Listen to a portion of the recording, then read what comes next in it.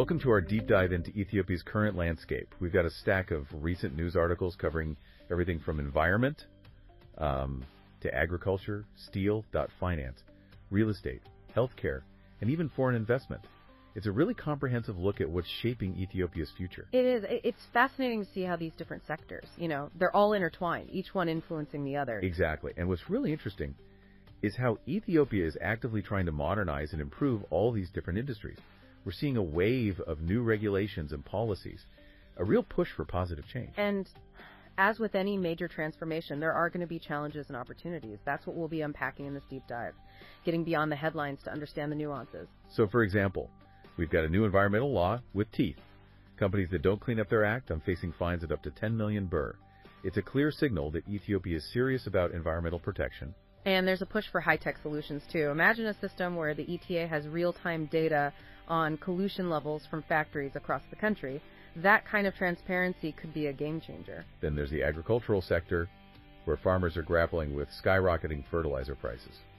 We'll look at what the government is doing to address this, and also how technology is playing a role in modernizing farming practices. And on the investment front, we'll examine Dangote Group's decision to double down on their investment in Ethiopia. Despite some past challenges, it's a sign of confidence in the country's economic potential, but also a reminder of the complex factors that investors weigh.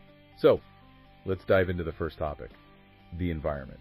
This new law is causing quite a stir, especially among companies that haven't exactly been prioritizing sustainability. It's a stark contrast to the previous environmental law from 2002, which lacked strong enforcement mechanisms. This new legislation is all about closing those loopholes and making sure polluters are held accountable. We're talking serious fines, ranging from 500,000 to a whopping 10 million birr. That's enough to make any CEO think twice. And the accountability goes beyond just the company. Individual leaders can also face personal fines of up to 150,000 birr if their organization fails to comply. That's a significant shift. It puts a personal stake in the game for those at the top. What specific actions are they cracking down on? For starters, any project that begins without a proper ESIA or its strategic counterpart, the CISA, is automatically subject to those hefty fines. And if a company tries to submit false reports, they're looking at penalties of up to 500,000 birr. So it's not just about getting the paperwork done. It's about actually implementing environmentally responsible practices. And it sounds like even projects that already have permits aren't off the hook. That's right. Even existing projects can be fined up to 300,000 birr if they fail to meet the new stricter standards. So companies can't just rest on their laurels. They need to continuously adapt and improve. It seems like there's a real emphasis on closing the gap between regulation and enforcement. They're really trying to make sure companies walk the walk, not just talk the talk. And they're not just relying on fines and penalties. The new law also introduces stricter requirements for monitoring, reporting, and auditing. For example, companies now need to conduct environmental audits every 2 years, renew their environmental clearance annually, and update their ESIAs every 3 years. That's a lot more paperwork. But it also creates a system of regular checks and balances. Exactly, and it forces companies to be more proactive. They also need to develop and implement plans for managing both solid and liquid waste, which is a huge issue. Especially considering those case studies we saw, like the Hansen glass manufacturing and Dedu ceramic manufacturing cases. Those companies were polluting their surroundings, causing serious health problems. Those are precisely the kinds of situations this new law is designed to prevent. And remember, it also mandates that public concerns must be taken into account during environmental assessments. This gives communities a voice. It's encouraging to see them incorporating public participation. Now, one of the most interesting aspects of this new law is the focus on leveraging technology. Imagine AI-powered sensors installed in factories that can monitor pollution levels in real time and transmit that data directly to the EPA. That would be amazing. No more relying on delayed reports or hoping that companies are being honest. Exactly. It would create a level of transparency and accountability that's never existed before. And what if there was a digital platform where companies had to submit their environmental assessments and it could automatically detect and reject copied content? That would put a stop to those unethical copy and paste practices. It sounds like there's a real push to combine these new regulations with technological innovations. Absolutely. And it's not just hypothetical. We're already seeing companies like Koba Tannery taking proactive steps. They're installing pollution sensors and implementing green practices. It's great to see companies taking the initiative. And it's worth noting that there are some large-scale World Bank-supported projects focused on promoting sustainable land management and climate resilience. Yes, initiatives like the Sustainable Land Management Project and the Ethiopia Climate Action Through Landscape Management Program are working to rehabilitate degraded land, promote sustainable farming practices, and reduce greenhouse gas emissions. They're tackling the problem from multiple angles. But even with these positive developments, there are still some serious concerns. The report highlighted leather processing as a major polluter, and it seems like there's a lack of awareness among some manufacturers about the environmental impact. It's a valid concern, and it underscores the need for education and awareness raising alongside regulations and enforcement. Absolutely. The article mentioned some disturbing cases of health issues, even miscarriages in cattle and skin diseases in certain areas, linked to unregulated waste disposal from leather processing plants. It's a stark reminder that environmental protection and public health are inextricably linked. As we transition to our next topic, we'll see how this theme of balancing economic development with environmental sustainability continues to play out. Speaking of balancing acts, our next deep dive takes us into the world of steel, where a scrap metal crisis is putting the squeeze on domestic steelmakers. While the government is focused on tightening those environmental regulations for industries, another pressing issue is impacting the manufacturing sector, the steel shortage. This scarcity reveals a complex interplay of global forces, policy decisions, and the need for Ethiopia to develop more self-reliance in raw materials. So just how bad is this shortage? And what's at the heart of it? Okay, think about this. Ethiopia's steel industry has the capacity to produce a massive 6 million tons of steel annually. But right now, they're operating at under 20% of that capacity due to a critical shortage of scrap metal. Wow. That's a huge gap between potential and reality. So scrap metal is the key ingredient here. It is. It's much cheaper and more environmentally friendly to recycle scrap metal than to produce new steel from iron ore. But the demand for scrap in Ethiopia is outpacing the supply, driving prices sky high. Okay, basic economics at play. But we also read about policy issues and competition from imports adding fuel to the fire. How do those fit in? Domestic steelmakers argue that some government interventions, while well-intentioned, are actually exacerbating the problem. For example, the Ministry of Finance set a minimum price for scrap metal to stabilize the market. That seems logical on the surface. Yes. But the unintended consequence is that this minimum price is higher than what unregulated suppliers are willing to sell for, creating a gray market where scrap is traded below the official rate. This two-tiered system further disadvantages legitimate steel manufacturers. So instead of stabilizing, it's actually creating more chaos and unfair competition, and then you have the duty-free imports further complicating things. Exactly. The influx of cheaper imported steel, particularly from Turkey, undercuts domestic producers who are already struggling with the scrap metal shortage. It's like they're fighting an uphill battle. It's a bleak picture for an industry vital to construction and development. It is. The article mentioned 28 galvanized sheet manufacturers have already shut down, and 15 rebar producers are on the verge of closing. This could have ripple effects throughout the construction sector and the economy as a whole. So what needs to happen to reverse this trend? The Association of Basic Metal and Engineering Industries, representing over 70 steel and metal companies, is calling for policy changes to incentivize local production. They're pushing for things like easier access to imported raw materials, which are often of higher quality, and a strategic focus on developing domestic iron ore reserves. Tapping into those untapped iron ore reserves in the north could be a game changer. Exactly. Would reduce reliance on expensive imports, create jobs, and boost economic activity in the region. But of course, mining has environmental considerations, requiring careful planning and investment to mitigate potential impacts. It's that constant balancing act, weighing economic benefits against environmental costs. Absolutely.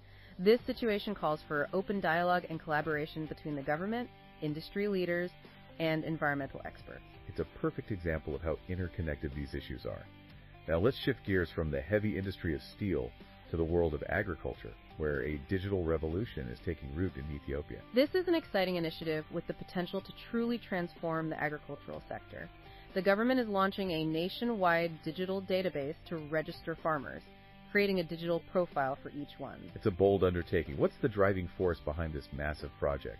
Imagine a system that breaks down the isolation many farmers currently face. This digital platform will connect them directly with lenders, crop insurers, buyers, and even provide personalized advisory services, all through their smartphones or even basic devices. So it's like creating a digital ecosystem, cutting out the middlemen who often take a big chunk of farmers' profits. Precisely. Farmers will have access to crucial information on weather patterns, crop prices, best practices, and even real-time market demand. Imagine a farmer in a remote village being able to secure a loan based on their data, not traditional collateral, or selling their produce at a fair price directly to a buyer in the city. It's a powerful example of how technology can empower individuals and level the playing field. But what about farmers who aren't tech-savvy? The program recognizes this and is incorporating training and support mechanisms, including offline access to the platform. There's also a network of agricultural cooperatives and extension workers who can guide farmers. It sounds like they're trying to be inclusive and ensure everyone benefits from this digital transformation. Yes, of course, challenges remain. Technology adoption can be slow in rural areas, and issues like limited irrigation and inefficient market linkages need to be addressed. It's not just about connecting farmers digitally, but also ensuring those connections translate into real economic gains and tangible improvements in their lives. Absolutely. But despite these hurdles, there's a lot of optimism about the potential of this program to modernize agriculture, improve financial access, and enhance supply chains. Speaking of ambition, let's turn to Dangote Group's substantial investment in Ethiopia. A $400 million injection to double capacity at their Buger cement plant is a bold move, especially considering their past experiences. It certainly is. Their country manager was tragically killed in 2018, highlighting security concerns that some investors have about Ethiopia. This latest investment suggests a renewed confidence in the country's economic trajectory and stability. And they're not just sticking to cement, they're partnering with the Ethiopian Investment Holdings to invest in the Omo Kuraz sugar factories and have announced plans for fertilizer production and natural gas exploration. They're diversifying their portfolio, aligning with the government's priorities of boosting agricultural productivity and achieving food self-sufficiency. They've also cited the recent liberalization of the foreign exchange market as a positive development, allowing them to easily repatriate their profits. So a combination of economic reforms, growth potential, and alignment with national priorities seems to be drawing the confidence. It is. However, we also need to acknowledge the dissenting voices. An anonymous investment consultant, for instance, warned about the volatility of Ethiopia's investment climate, citing concerns about security, bureaucratic hurdles, and a lack of transparency as potential roadblocks. It's a crucial reminder that even with positive strides, risks and challenges remain. It's all about understanding the full picture, which is precisely what this deep dive aims to do.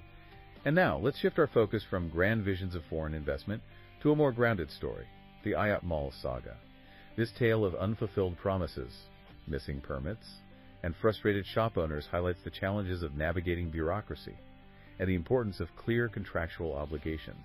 What's intriguing here is how a seemingly straightforward real estate project can become entangled in such a complex web of issues. Paint a picture for us. What's the situation at Ayat Mall? Imagine investing your hard-earned savings in a shop in a brand new mall, envisioning a bustling business and a bright future. But for the shop owners at Ayat Mall, that dream has turned into a nightmare. What went wrong? The mall opened, but it lacks essential service permits and has incomplete infrastructure. Shop owners can't operate their businesses, can't rent out their properties, and are stuck paying property taxes for spaces they can't even use. So the mall is essentially in limbo. Exactly. It stems from a handover agreement in 2015. Contracts were signed in 2009 with the developer, Ayat SC, obligated to provide essential infrastructure like water, electricity, sewage systems, working elevators, and even parking spaces. But they failed to deliver on those promises. And why is that? There are a few factors at play. The arrest of the developer's founder in 2013 seems to have thrown the project into disarray, and there were also allegations of financial distress within the company. The shop owners claim they were pressured into a hasty handover of an incomplete property in 2015. So they were left holding the bag. Unfortunately, yes. And the situation is further complicated by missing documentation like building plans, which hinders efforts to address the outstanding infrastructure issues. And where do the city authorities stand on all of this? They've confirmed that the mall doesn't comply with building codes and parking regulations. They've even instructed the Trade Bureau not to issue or renew business licenses for the shops. So it's a bureaucratic standstill with shop owners caught in the middle. So who's ultimately responsible for resolving this mess? Legal experts emphasize that service permits are non-negotiable. Buildings can't operate without them, and it's the developer's responsibility to secure them. The contract clearly states that Ayat SC was responsible for providing the infrastructure. So the shop owners seem to have a strong legal case. They do, but legal processes take time, and meanwhile, their businesses are suffering, and their dreams are fading. This situation highlights the importance of due diligence when investing in real estate, ensuring developers have a solid track record and that all contractual obligations are crystal clear. And it also underscores the need for a more efficient and transparent permitting process to prevent these kinds of situations from happening in the first place. Absolutely. From real estate woes, let's turn to the world of finance, where Enat Bank's recent performance reveals a common challenge: balancing growth with profitability. They reported growth in assets and deposits, which sounds positive, but they're also facing some profitability challenges due to rising expenses. It's a delicate balancing act for many financial institutions, especially in a dynamic economy. It is. Enat's total assets saw a substantial jump, rising by almost 20% to reach over 27 billion birr. Deposits also grew significantly, exceeding 21 billion birr. But despite a significant increase in revenue, their net profits only inched up slightly, by a little over 2%. So their expenses are eating into their profits. What are the main factors driving these rising costs? Two key factors are operating expenses and personnel costs. Enat Bank has been expanding rapidly, opening new branches and hiring more staff. This expansion, while necessary for growth, also increases overhead.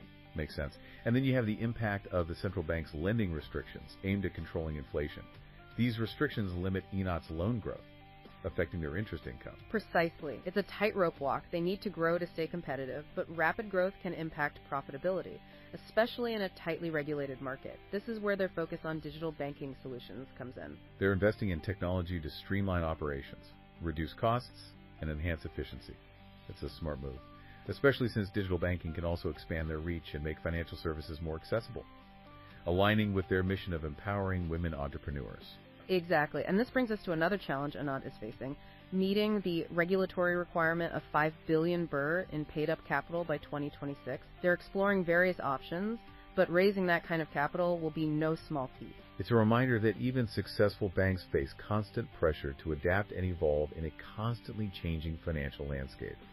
Now, shifting from the balance sheets of banks to the fields of farmers, we need to delve into the fertilizer crisis hitting Ethiopian farmers hard, especially in the Amhara region. This crisis reveals the vulnerability of smallholder farmers to global economic forces and the challenges of ensuring food security in a rapidly changing world.